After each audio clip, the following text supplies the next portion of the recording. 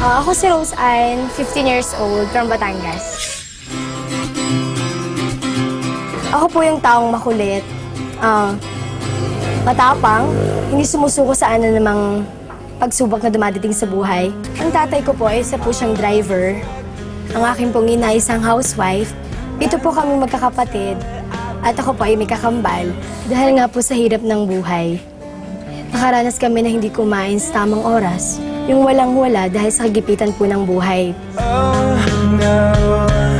Lahat po ng racket, tulad ng pag-modeling, pagkanta sa mga birthdayhan, basta ng pagkakapirahan, kinakarir ko.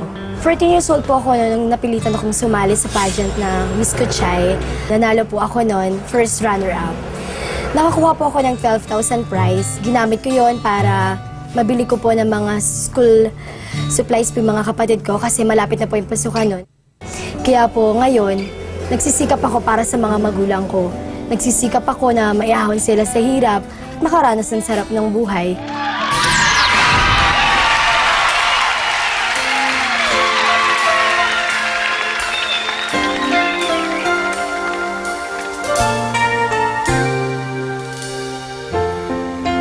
It's time for me to let you know I am so glad that I have you through all these years. I am so thankful.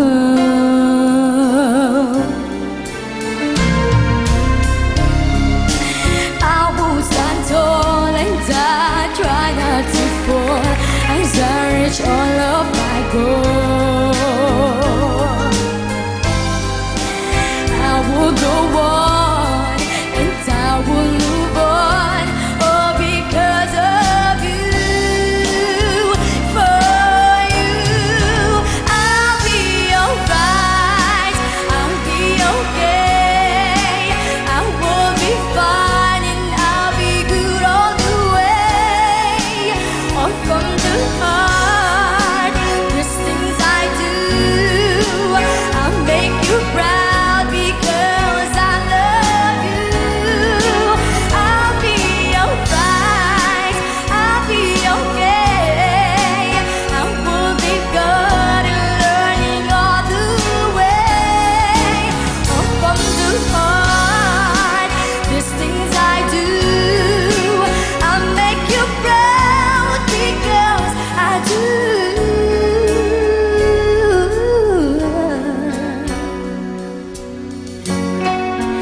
I love you so. I love you so. Roseanne! Talaga naman, you've made us proud. How are you feeling? Masaya po kasi hindi ko akalaing makakarating ako dito. Tsaka po, first time kong makasama ang mga magulang ko sa ganitong kalaking kaligsahan. Asan si Mama at si Papa? Hello po! Naku naman, ayan, nakikita kong combination. Masaya ka. Sobra po. Napakaligaya. Anong feeling mo nakapag-perform ka sa harap ng audience? Para pong ito yung susi para marating ko yung gusto kong palagaling sa buhay. Parang gusto ko pong makaranas ng ginhawa sa buhay.